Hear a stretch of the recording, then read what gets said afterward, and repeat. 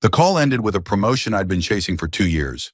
I sat in my home office, staring at the blank screen of my laptop, the enthusiasm gradually fading from my voice as I realized I needed to tell Emily.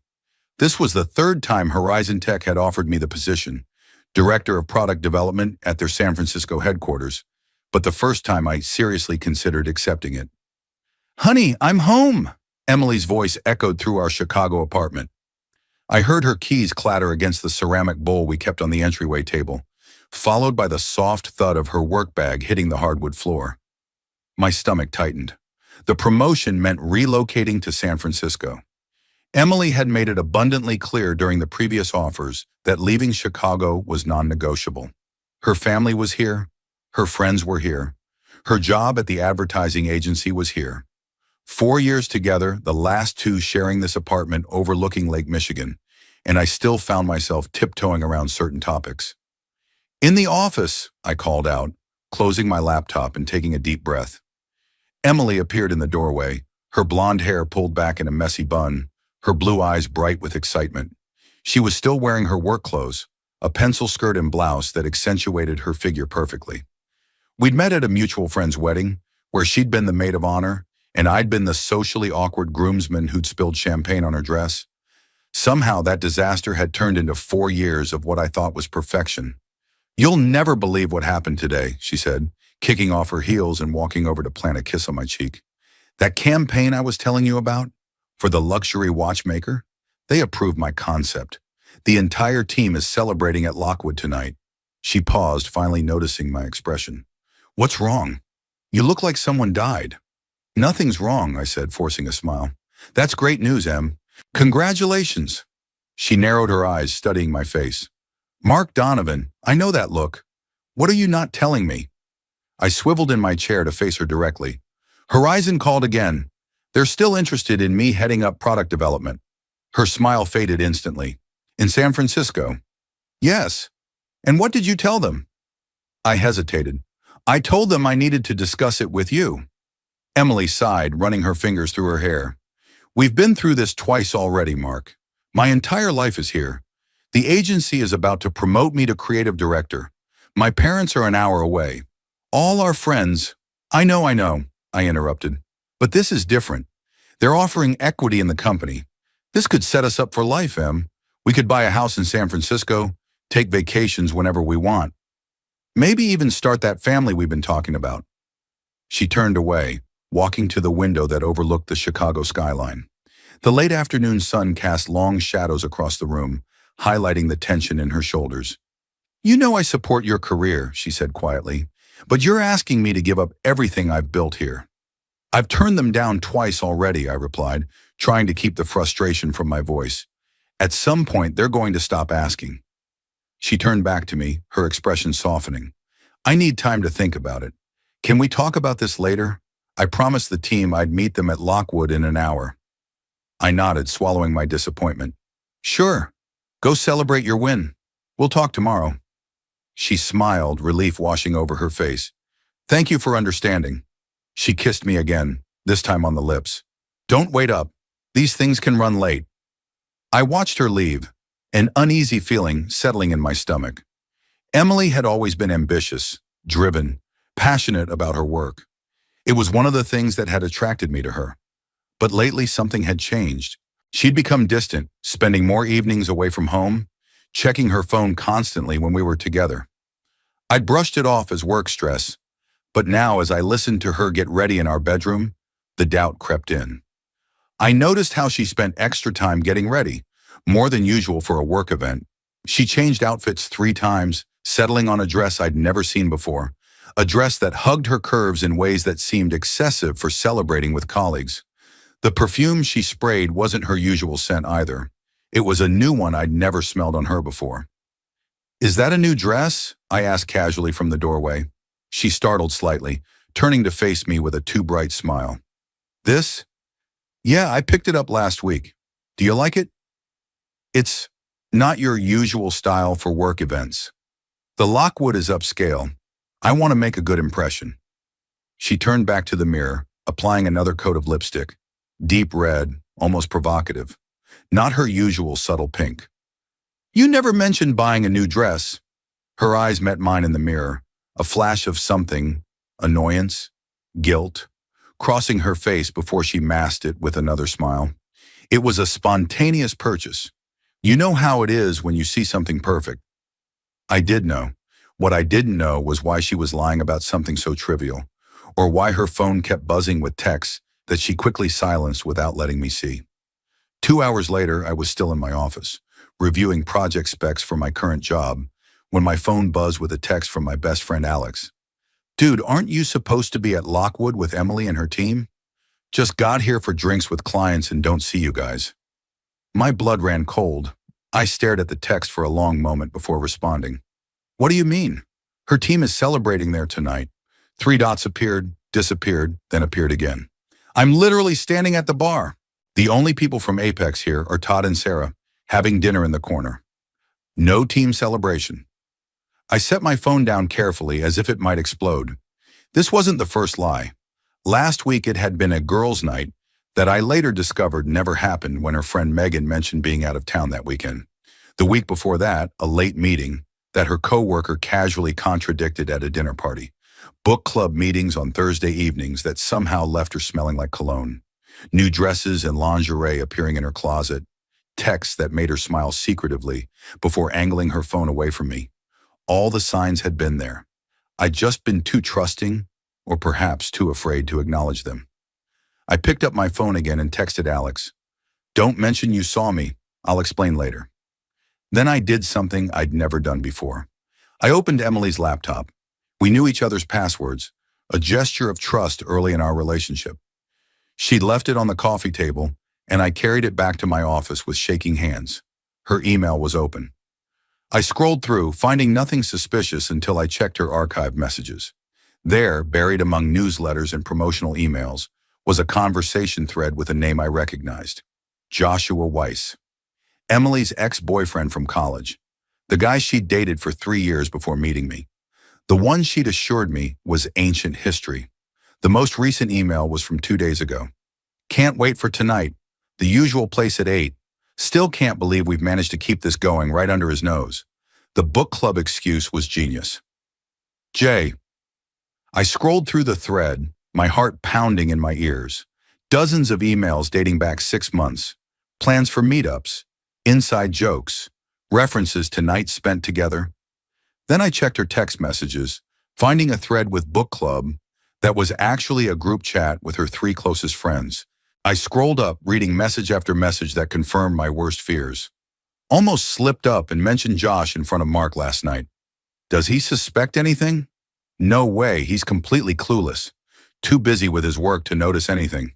What will you do if he takes that job in San Francisco? I don't know. Josh wants me to stay here, obviously. But I can't just break up with Mark without a reason. He's been good to me. You're literally cheating on him with your ex, Em. I think that's reason enough. It's complicated. I love them both for different reasons. My vision blurred, and I realized I was crying, not from sadness, but from rage.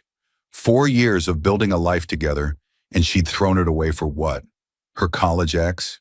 A cheap thrill? The worst part was the mockery, how she and her friends laughed at my obliviousness. I kept scrolling, each message a new knife in my chest. Josh said he's ready to make things official once you end it with Mark. Easier said than done. Mark pays 60% of our rent, and I'd have to explain to my parents why I left the guy they already think of as their future son-in-law. You can't have both forever, Em. I know. I'll figure it out. Maybe when Mark brings up San Francisco again, I'll use that as my exit. Make him the bad guy for choosing his career over me. The calculated coldness of it stunned me. This wasn't a momentary lapse in judgment or a drunken mistake. This was sustained, deliberate deception.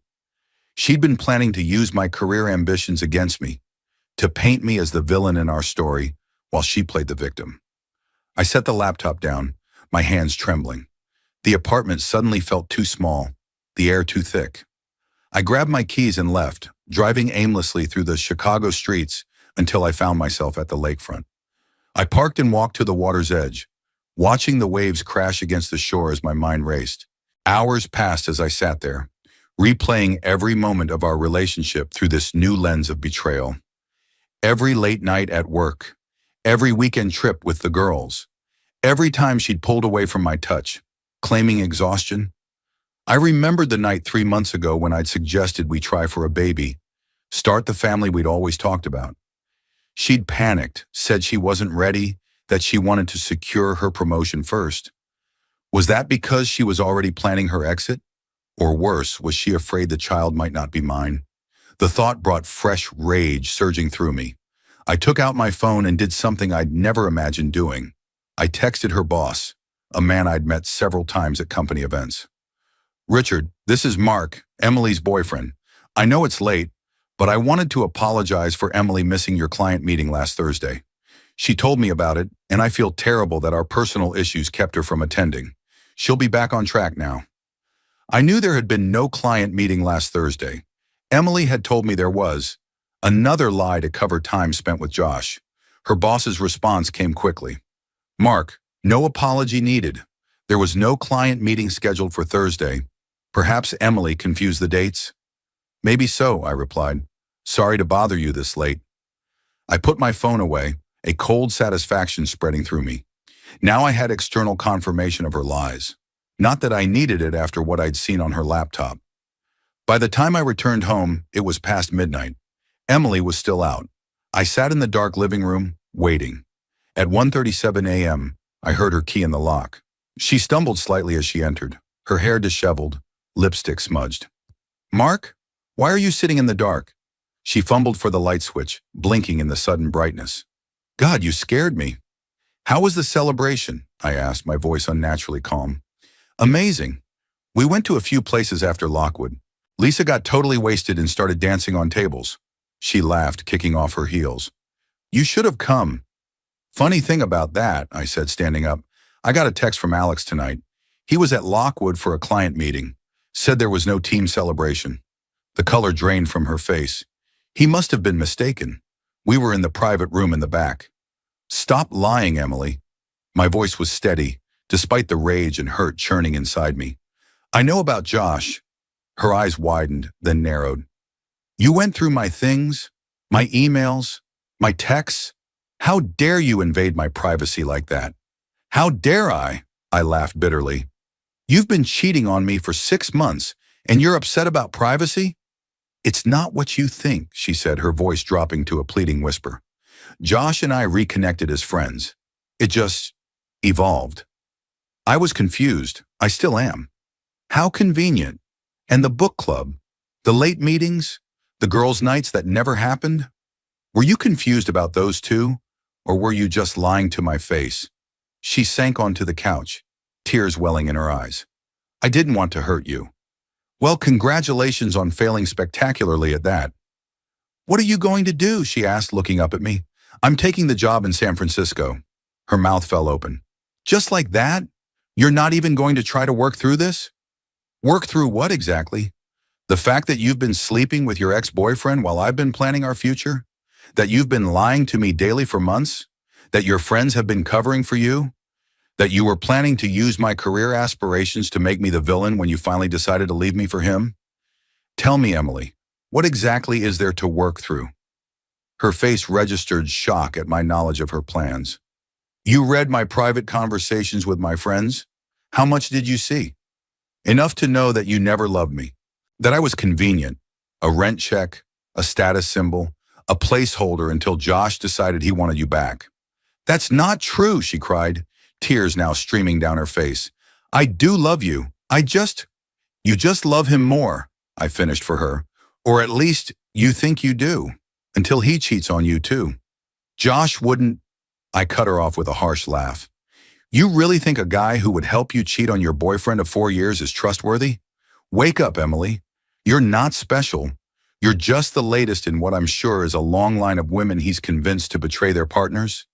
"You don't know him," she snapped, anger replacing her tears. "You've never even given him a chance." "Why would I? He's your ex. Was your ex. I trusted you to maintain appropriate boundaries. Clearly that was my mistake. If you leave like this, we're done," she threatened, standing up. "I won't wait for you to come to your senses." I laughed, a hollow sound even to my own ears. We're already done, Emily. You just didn't bother to inform me. So that's it? 4 years together, and you're just walking away? You walked away 6 months ago. You just didn't have the decency to tell me. She grabbed my arm as I turned to leave. Please, Mark, I made a terrible mistake. I'll break it off with Josh. We can work through this. Couples therapy, anything you want. I'll move to San Francisco with you. We can start fresh. I looked down at her hand on my arm, then back at her face. There's nothing left to save, Emily. You made sure of that. Now let go of me. No, she cried, tightening her grip. You can't just throw away what we have over one mistake. One mistake? I pulled my arm free. You've been lying to me for months. You've been sleeping with another man for months. You've been mocking me behind my back for months. That's not one mistake. That's a choice you made every single day. She collapsed onto the couch, sobbing uncontrollably now. What am I supposed to tell everyone? My parents? Our friends? Tell them the truth or don't. I really don't care anymore. I walked to our bedroom, pulling my suitcase from the closet and beginning to pack my essentials. Emily followed, still pleading, still crying. Where are you going? It's the middle of the night. To a hotel. I'll come back for the rest of my things when you're at work. You can't just leave like this, she shouted, grabbing clothes from my suitcase and throwing them on the floor. We need to talk about this. I caught her wrists as she reached for more of my clothes. There's nothing left to talk about. It's over. I'll tell everyone you abused me, she threatened, her voice cold and hard. I'll ruin your reputation. No one will believe you over me. I stared at her, shocked by this new side of her I'd never seen before. Go ahead, try it. I have all the evidence I need to show exactly who's been abusing whom in this relationship. Her face crumpled. I didn't mean that. I'm desperate, Mark. Please, give me another chance. No, I said simply, releasing her wrists and continuing to pack. You don't get to emotionally blackmail me after what you've done. She watched in silence as I finished packing. Her tears dried up, her face a mask of shock and disbelief. As I zipped the suitcase closed, she spoke again, her voice small. What about all our plans? The house we were going to buy? The family we were going to start? Those plans died the moment you decided to cheat, I replied, lifting the suitcase off the bed. Goodbye, Emily. This isn't you, she said, following me to the door. The Mark I know wouldn't be so cold, so unforgiving. I turned to face her one last time. The Mark you knew trusted you, loved you, would have done anything for you. You killed that man. This is what's left. I walked out, closing the door on her shattered expression. In the elevator down to the lobby, I took off my key to our apartment and dropped it into my pocket. 4 years, gone in a single night. But as the elevator doors opened and I stepped into the quiet lobby, I felt not just pain, but something unexpected. Relief. The weight of suspicion and doubt that had been growing for months had lifted. At least now I knew the truth. The next morning, I called Horizon Tech and accepted their offer. I checked out of the hotel and went back to the apartment while Emily was at work. I packed up the rest of my things, leaving behind anything we'd bought together. Before leaving, I wrote a letter and left it on the kitchen counter. Emily, you chose deception over honesty. You chose Josh over me. Now I'm choosing myself. I'll arrange to have the rest of my things moved out by Friday. I've paid my share of rent through the end of the month. After that, the apartment is your problem. Don't contact me again. Mark. I took one last look around the apartment we'd shared, the life we'd built, before walking out and closing the door behind me. As I rode the elevator down for the final time, my phone buzzed with a text from Emily. Please don't do this. I made a mistake. I love you. We can fix this. I didn't respond. Instead, I blocked her number, then methodically went through my social media accounts, removing her and anyone I knew only through her. Clean break. New start. That evening, as I prepared to fly to San Francisco the next day, Alex met me for drinks at a bar far from our usual haunts. Jesus, man, he said after I told him everything. I had no idea it was this bad. I knew something was off when I saw her at Lockwood with that guy, but I never imagined. Neither did I replied, taking a long sip of my whiskey. 4 years, Alex. 4 fucking years. And she throws it away for her college ex. What are you going to do about Josh? Want me to have a word with him? Alex had played linebacker in college and still looked the part. I shook my head. He's not worth it. Besides, he's done me a favor. Better to find out now than after we were married, had kids. Alex raised his glass. To dodging bullets. I clinked my glass against his. And to new beginnings. San Francisco greeted me with fog and a chill that seeped into my bones. My temporary corporate housing was a sterile one-bedroom apartment with generic furniture and views of other high-rises. It was nothing like our Chicago apartment, with its character and lake views, but it was a fresh start. Horizon Tech's offices occupied 10 floors of a gleaming skyscraper in the financial district. On my first day, I was introduced to a team of brilliant engineers and designers, all looking to me for direction. I threw myself into the work, staying late every night, coming in early every morning. If my new colleagues noticed the dark circles under my eyes or my tendency to stare blankly out the window during lulls in conversation, they were too polite to mention it. The first few weeks were a blur of meetings, presentations, and sleepless nights. I'd wake at 3 a.m., reaching instinctively for Emily, only to find empty space beside me. The phantom pain of her absence was almost physical, like a limb that had been amputated but still ached. I deleted all her photos from my phone, but memories couldn't be so easily erased. The smell of her perfume seemed to linger in clothes I'd brought from Chicago. Her laugh echoed in my dreams. Even in my waking hours, I'd catch myself thinking of things to tell her when I got home, only to remember there was no her anymore. No home we shared. Despite my efforts to cut all ties, news from Chicago still reached me. Alex called regularly, keeping me updated on mutual friends, carefully avoiding direct mentions of Emily, until one evening about 3 weeks after my move. "She's posting about you," he said abruptly during one of our calls, "making it sound like you abandoned her for your career, playing the victim." "Of course she is," I replied, staring out at the San Francisco skyline from my apartment window. "What did you expect? People are believing her, Mark, even some who know you well. She's very convincing. Let them believe what they want.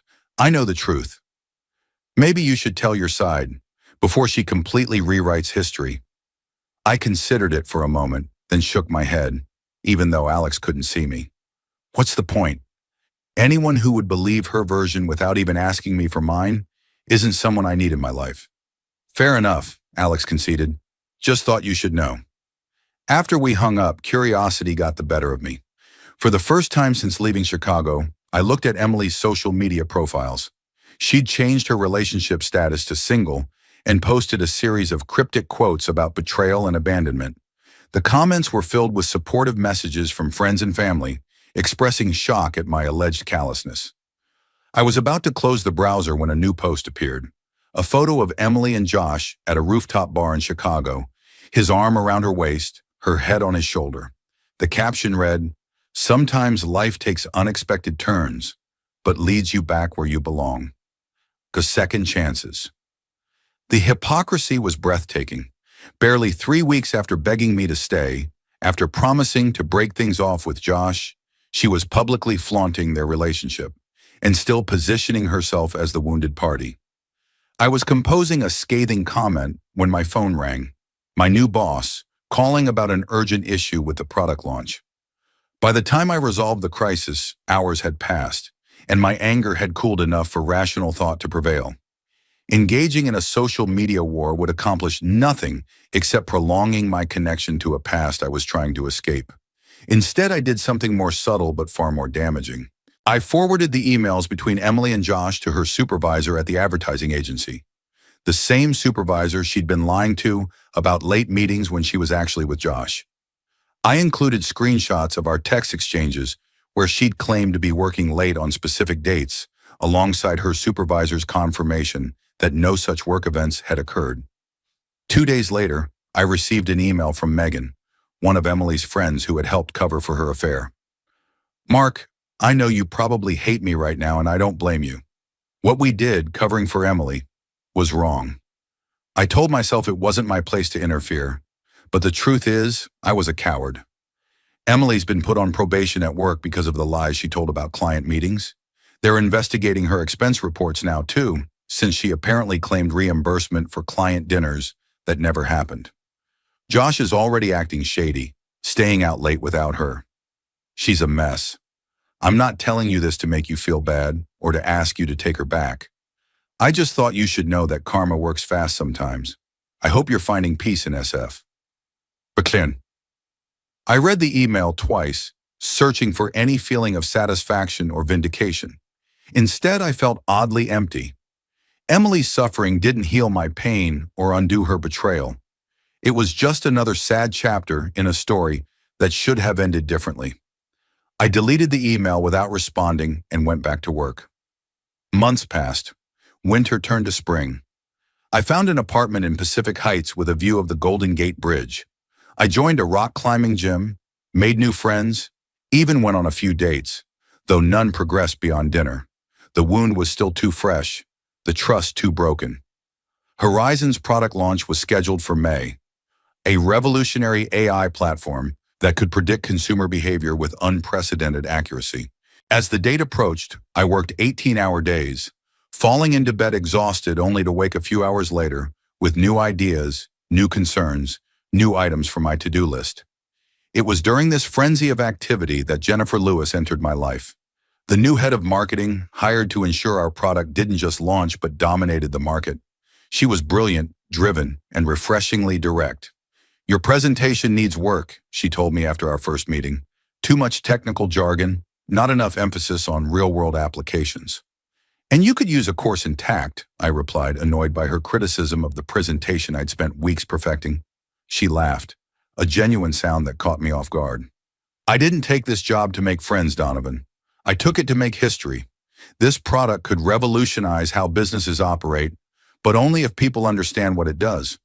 Right now, your presentation ensures that only other tech nerds will get it. So what do you suggest? Work with me. I'll translate your tech speak into human language. You'll ensure I don't oversimplify to the point of inaccuracy. Together, we'll make this launch something people talk about for years." I found myself smiling despite my initial irritation. "Fine, but I'm not changing the core message. This isn't just another shiny toy for corporations to play with. It's going to change everything." "Then let's make sure everyone knows it." She held out her hand. "Partners?" I shook it. "Partners." Working with Jennifer was unlike anything I'd experienced before. She challenged me, pushed me to think beyond the technical aspects of the product to its real-world impact. We spent long nights in conference rooms, surrounded by whiteboards covered in diagrams and marketing slogans.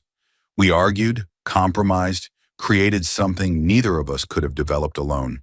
What started as a professional partnership gradually evolved into friendship, and then, unexpectedly, into something more. Jennifer had her own scars, a marriage that had ended when she discovered her husband in bed with her sister. She understood betrayal in ways most people couldn't. "The worst part isn't even the sex," she told me one night as we shared a bottle of wine after a particularly grueling day. "It's the lies, the gaslighting, being made to feel crazy for suspecting something that was actually happening." I nodded, remembering all the times Emily had made me feel paranoid for questioning her late nights. And the way it makes you doubt yourself afterward. Like, how did I miss the signs? Was I just willfully blind? Exactly. And then you start doubting everything. Every relationship, every interaction. You wonder if anyone is ever really honest. "So how do you move past it?" I asked, genuinely curious about her answer. She considered the question, swirling the wine in her glass. "I don't think you ever completely do. It changes you. But eventually you learn to trust again, carefully, selectively. You develop better radar for bullshit, and you value honesty above almost everything else." I raised my glass to that. "To bullshit detectors and second chances." "Second chances," she echoed, her eyes meeting mine over the rim of her glass. 2 weeks before the launch, we were the last ones in the office, reviewing the final presentation. "I think we've got it," Jennifer said, leaning back in her chair with a satisfied smile. "This is going to blow everyone away." "It better," I replied, rubbing my tired eyes. "I haven't seen my apartment in daylight for weeks." She laughed, then studied me with an intensity that made me uncomfortable. "You know, for someone who's accomplished so much, you carry yourself like a man who's lost something irreplaceable." I stiffened. "We're not doing this." "Doing what?" "The personal sharing thing. The let's talk about our feelings thing. We're colleagues, not therapists. Wow, she said, raising an eyebrow. Someone really did a number on you, didn't they? I gathered my papers, shoving them into my briefcase. It's late. We should both get some rest. Mark, she said, her voice softer now. Whatever happened, whoever hurt you, don't let them take anything more from you than they already have. I paused, hand on the door. What makes you think someone hurt me? Because I recognize the look. I've seen it in the mirror. She stood, gathering her own things. My husband of 6 years left me for my sister. Found out on our anniversary when I came home early to surprise him. So yeah, I know what betrayal does to a person. I turned to face her, seeing her clearly for the first time. Behind the confident exterior, the sharp mind and sharper tongue, was someone who understood exactly what I'd been through. Her name was Emily, I said, the words tumbling out before I could stop them. We were together for 4 years. She was cheating on me with her ex for the last 6 months of our relationship. Jennifer nodded, no pity in her expression, just recognition. And now you're here, throwing yourself into work because it's the one thing that can't betray you. Something like that. How's that working out for you? I shrugged. I'm about to launch a product that could change the industry. The company's already talking about fast-tracking me to VP. So pretty well, I'd say. And when you go home to your empty apartment, when you wake up in the middle of the night with no one to talk to, how's it working out then? I looked away. I'm dealing with it. Sure you are. She shouldered her bag and walked to the door. For what it's worth, I think you're doing better than you realize. You're building something new. That takes courage. What about you? Are you building something new? She smiled, a genuine expression that transformed her face. I'm trying. Some days are better than others. She hesitated, then added, There's a new wine bar on Valencia Street. I've been wanting to check it out. Maybe after the launch, if we're not too exhausted from world domination, you might want to join me? For the first time in months, I felt a flicker of something other than anger or numbness. I might, I said, if we're not too exhausted. Good night, Mark. Good night, Jennifer. The product launch was a triumph. Industry analysts hailed it as revolutionary. Our stock price soared. I was quoted in tech publications, invited to speak at conferences, approached by competitors with job offers.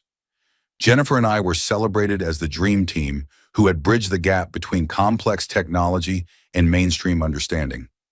The night after the launch party, true to my word, I met her at the wine bar on Valencia Street. We talked for hours, not about work or our pasts, but about books we'd read, places we'd traveled, dreams we still had. It was the most normal I'd felt in nearly a year. As spring turned to summer, Jennifer and I fell into a comfortable routine.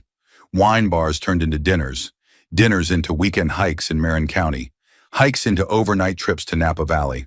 She was nothing like Emily, more assertive, more independent, less concerned with appearances and social status.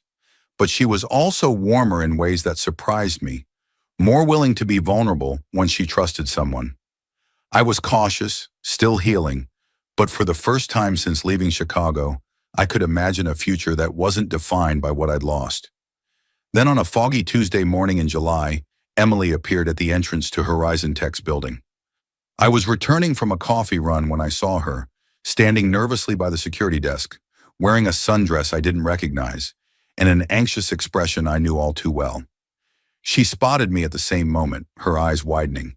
"Mark," she said, taking a step toward me. "I was afraid I wouldn't find you." I stood frozen, coffee cooling in my hand, as employees brushed past us in the busy lobby. "What are you doing here, Emily?" "I needed to see you." Her voice trembled slightly. "Can we talk? Please? Just for a few minutes." Every instinct told me to walk away, to tell her to go back to Chicago, back to Josh, back to the life she'd chosen. But curiosity, or perhaps some masochistic need for closure, made me nod toward a small seating area in the corner of the lobby. "5 minutes," I said, leading her to the chairs. She sat across from me, hands twisting in her lap. She looked thinner than I remembered, dark circles under her eyes, her normally perfect hair limp and dull. "You look good," she said. "Really good. San Francisco agrees with you." "Emily, why are you here?" She took a deep breath. "Josh left me 3 months ago. He got back together with the girlfriend he had before me. The one he was with after we broke up in college. Apparently they'd been talking the whole time he and I were, well, you know. I felt a bitter laugh bubble up. So he cheated on you, just like you cheated on me. Poetic justice, I guess. She flinched. I deserved that. I deserved all of it. I lost my job too. After you sent those emails to my boss. You lost your job because you lied about client meetings to cover up your affair. I corrected her. Your actions, your consequences. I know, she whispered. Everything fell apart after you left. My friends stopped talking to me when they found out what I'd done. My parents are barely speaking to me. They loved you, you know. Dad still asks about you. Again, Emily, why are you here? She reached across the table, trying to take my hand. I pulled away. Because I made the biggest mistake of my life. Because I threw away the best thing that ever happened to me for what? A fantasy? A connection to my past that wasn't even real? Josh never loved me. Not like you did. Past tense is right, I said coldly. I'm not asking you to love me again, she said quickly. I know I destroyed that, but I'm asking for a chance to rebuild something. Friendship, maybe. A connection. I miss you, Mark. I miss talking to you, laughing with you. I miss your kindness, your steadiness. You miss the stability I provided while you were out having fun with Josh. She shook her head, tears spilling down her cheeks. It wasn't like that. I was confused, stupid, selfish. I know that now. These past few months have been hell. I've lost everything that mattered. And now you want me to help you pick up the pieces? To make you feel better about what you did? No. I want a chance to apologize properly, to show you I've changed, to be in your life again, in whatever way you'll allow. I studied her face, searching for the woman I'd once planned to marry. She was still beautiful, still capable of making my heart race. But the trust was gone, shattered beyond repair. I'm seeing someone, I said quietly. Her face crumpled. Oh, her name is Jennifer. She's the head of marketing here. We've been together for a few months. Emily nodded, wiping tears from her cheeks. Is it serious? It's healthy, I replied. It's honest. That's more important than serious right now. You're right, she whispered. Of course you're right. She stood up, gathering her purse. I should go. This was a mistake. I just thought, I don't know what I thought. I remained seated, looking up at her. Why did you do it, Emily? Really? Was I not enough? Was there something missing? She shook her head, fresh tears falling. No, you were everything. Perfect, almost. I think that scared me. I think I was waiting for you to disappoint me, to hurt me, and when you didn't, I created a situation where you would. Josh was familiar, safe in a weird way, because I already knew how he could hurt me. With you, it was uncharted territory. So you hurt me first. Yes, she admitted, and I've regretted it every day since. She hesitated, then added, I'm in therapy now, trying to understand why I sabotaged the good things in my life. Too late for us, I know, but maybe someday I'll be worthy of someone like you again. I finally stood, feeling a strange sense of calm. I hope you find what you're looking for, Emily. I really do. But it's not here. It's not with me. I know, she said, her voice breaking. I know that now. She reached into her purse and pulled out an envelope. This is for you. You don't have to read it, but I needed to give it to you. I took the envelope, not knowing if I would ever open it. Goodbye, Emily. She looked at me one last time, memorizing my face perhaps, before turning and walking out of the building and out of my life for the second time. I watched her go, waiting for the pain to hit, for the anger to resurface. Instead, I felt only relief. The spell was broken. The what-ifs and might-have-beens that had haunted me for months had vanished, replaced by the certainty that I had made the right choice. That evening, I told Jennifer about Emily's visit as we cooked dinner in my apartment. Are you okay? She asked, concern evident in her voice. That must have been shocking. Surprisingly, I am, I replied, realizing it was true. Seeing her clarified things for me. I've been holding on to anger, using it as a shield. But today, looking at her, all I felt was pity and relief that I'm not stuck in that cycle anymore. Jennifer set down the knife she'd been using to chop vegetables and came to wrap her arms around me. For what it's worth, I'm glad you're here, in San Francisco, in this kitchen. with me. I kissed the top of her head, breathing in the scent of her shampoo. So am I. Later that night, after Jennifer had gone home, I opened the envelope Emily had given me. Inside was a letter, tear-stained and crumpled as if it had been written and rewritten many times. Dear Mark, I don't expect your forgiveness. I don't deserve it, but I need you to know how sorry I am for what I did to you, to us. There's no excuse, no justification that makes it okay. I betrayed your trust in the worst possible way, and I've paid for it every day since. The truth is, I was afraid of how much I loved you, afraid of depending on someone so completely. Josh was a distraction, a way to sabotage what we had before it became too important to lose. It makes no sense, I know. I'm trying to understand it myself. You made the right choice leaving.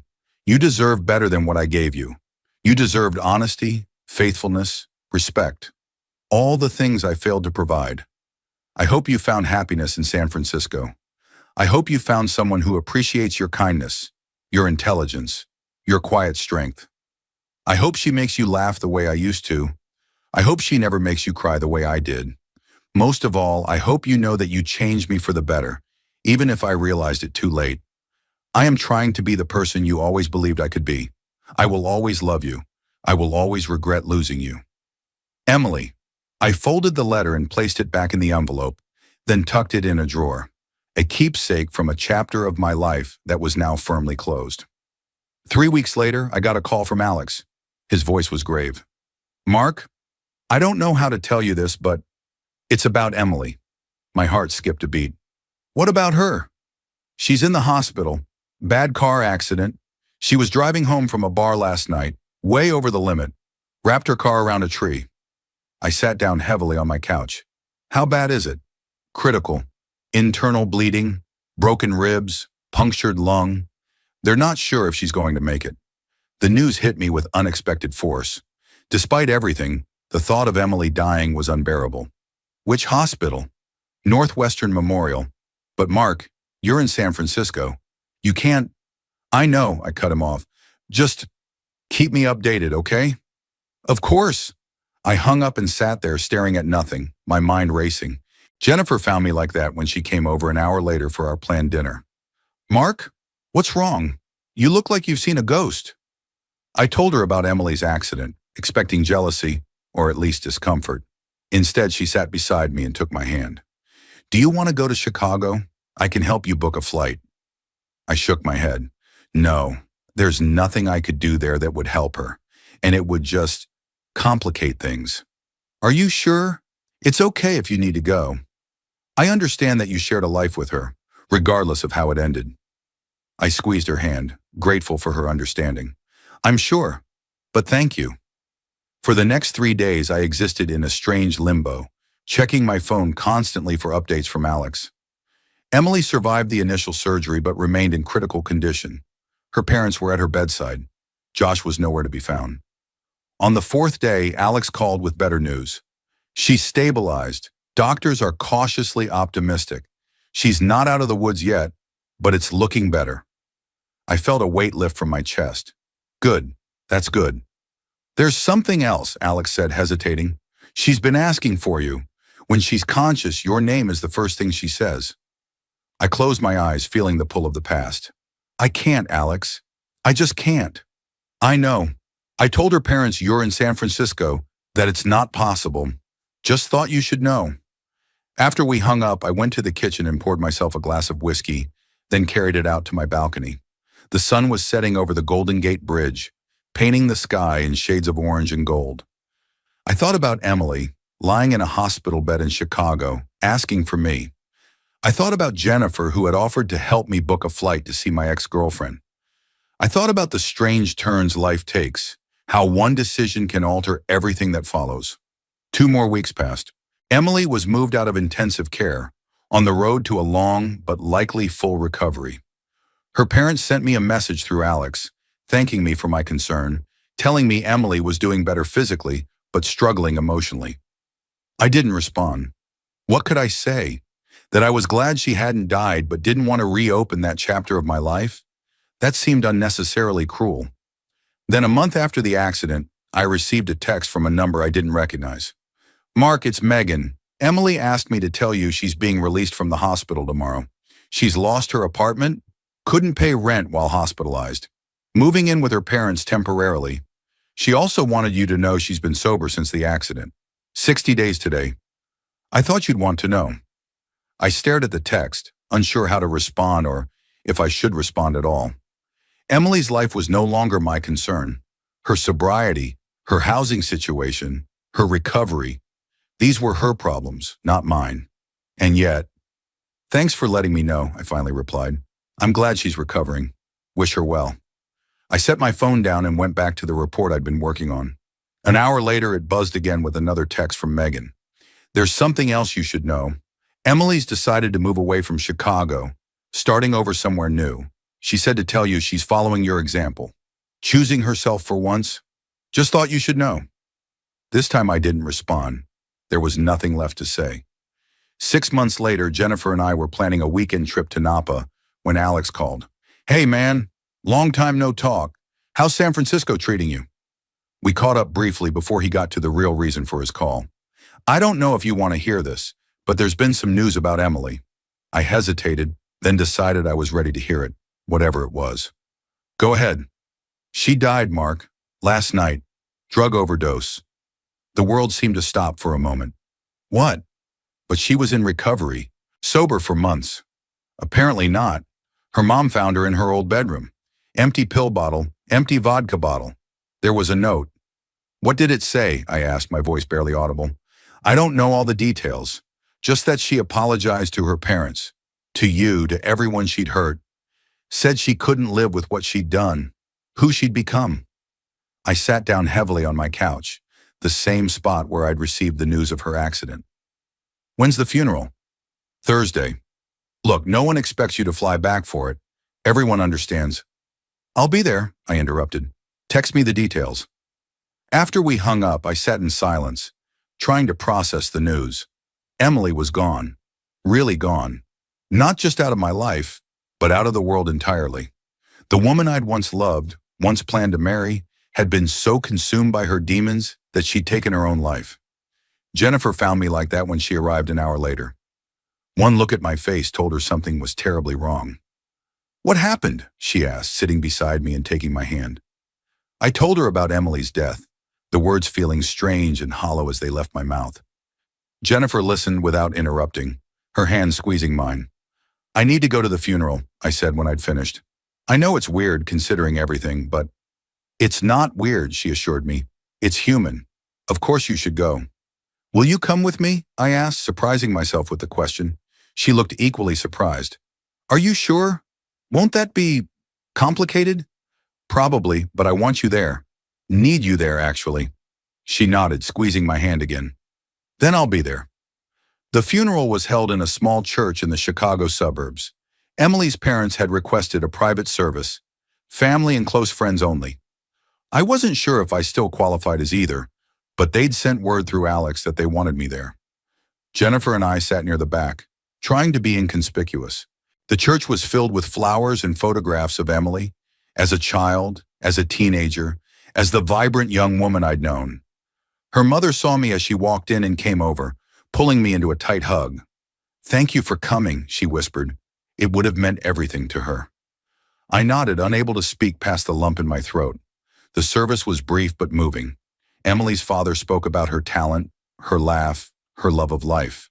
Her oldest friend read a poem. No one mentioned the circumstances of her death, the demons she'd battled, the mistakes she'd made. In death, as is often the case, the complexities of her life were smoothed away, leaving only the best parts to be remembered. Afterward at the cemetery, I hung back as the family gathered around the grave. Jennifer stood beside me, her hand in mine, a silent support. Are you okay? She asked as we watched the casket being lowered into the ground. No, I admitted, but I will be. As the mourners began to disperse, Emily's father approached us, his face drawn with grief but his eyes clear. Mark, he said, shaking my hand, and you must be Jennifer. Thank you both for coming. I'm so sorry for your loss, Mr. Mitchell, I said. He nodded, then reached into his pocket and pulled out an envelope. Emily left this for you, asked us to give it to you if this day ever came. I took the envelope, feeling its weight in my hand. Thank you. She loved you, you know, he said quietly. Even at the end. Maybe especially at the end. I nodded, not trusting myself to speak. Be happy, Mark, he said, clasping my shoulder. That's all any of us can do. Find happiness where we can, while we can. He walked away back to his wife and the small group of family members waiting by the cars. Jennifer and I returned to our hotel in silence. The envelope from Emily's father sat on the nightstand, unopened. I wasn't ready yet. Do you want some time alone? Jennifer asked as we entered our room. I shook my head. No, but I need to read this. I picked up the envelope. I'll be right here, she said, sitting on the edge of the bed. I opened the envelope and unfolded the letter inside. Dear Mark, if you're reading this, then I've lost my battle. I'm sorry, not just for what I did to you, but for taking the coward's way out. You were the best thing that ever happened to me, and I destroyed it. I've spent every day since trying to understand why. The best I can come up with is that I was afraid of happiness, of stability, of being truly known and still loved. So I sabotaged it, like I've sabotaged everything good in my life. I want you to know that I don't blame you for any of this. You did the right thing leaving. You gave me exactly what I deserved. If anything, you showed me more mercy than I showed you.